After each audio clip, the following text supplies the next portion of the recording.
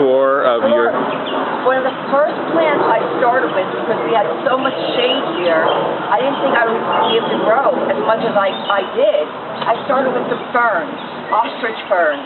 They're huge and they multiply, but what's great about that is that you can dig them up and transplant them in different parts of your yard, and they usually run about $36 a plant.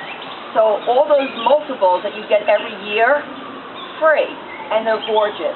So after they were doing so well, I thought, let me experiment with some other plants. I put rhododendrons, a beautiful dwarf crab apple that's doing extremely well. And what I found was whatever I put in here, with the exception of pine trees, they did not do well.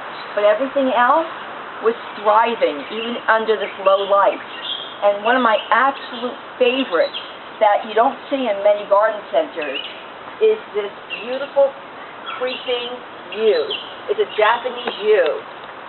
Every year it just grows and pushes out all new growth, and it's absolutely stunningly beautiful.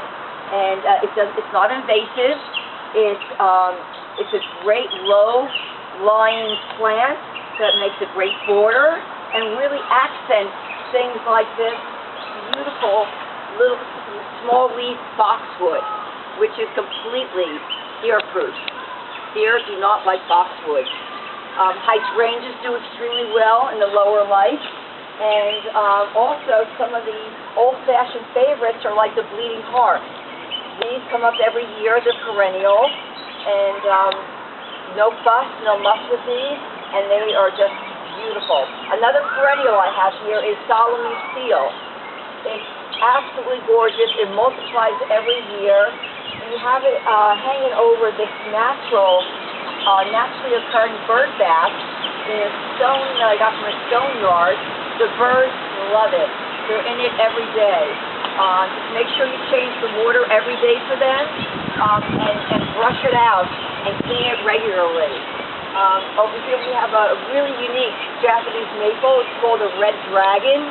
And what makes it so unique is that it retains a lot of its red colors throughout the whole summer. But more importantly, it doesn't grow. It only grows to about 9 feet tall, so you don't have to ever worry about pruning it. But my favorite of all, is my lion's head maple. This is right over here in the back of the fountain. This is so unique. It looks like an evergreen, but it's not.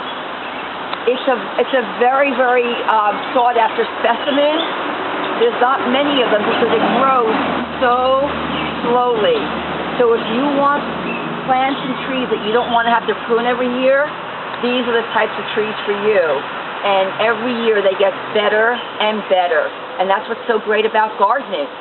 So I'm also producing a fig right here, as you can see on my fig tree. And this produces a green fig that are so sweet and succulent. You do have to bring fig trees in every single winter, but they'll produce for you every year as long as you bring them out at the right time of the year. And basically all the evergreens. This evergreen here is a Manhattan euonymus, and the ticket said full sun only. And I loved it so much, I wanted to give it a try. It completely loves this garden. It thrives, it grows, it's beautiful, although I love it, but the deer love it even more. So you do have to be careful if you have deer with the Manhattan euonymus. But it is evergreen, they're not that expensive, and they're extremely easy to take care of. How many Japanese maples do you have in your yard? Right now I have 26 Japanese maples. And you also have another, the hemlocks? And I have about maybe 12 hemlocks, eastern hemlocks. I also have 3 extremely unique northern hemlocks. You don't see them too often around here. I had to order them specially from Oregon. And what makes them so unique is not only do they thrive in this shade, today's a pretty sunny day, but mostly when the leaves come in, it's going to be much shadier. They thrive, and they only grow to 8 to 9 feet tall. Whereas my eastern hemlocks, they'll grow to about 60 feet tall. So, big difference in those. But they are very unique. They're absolutely beautiful. And again, extremely low maintenance once you put them in the ground.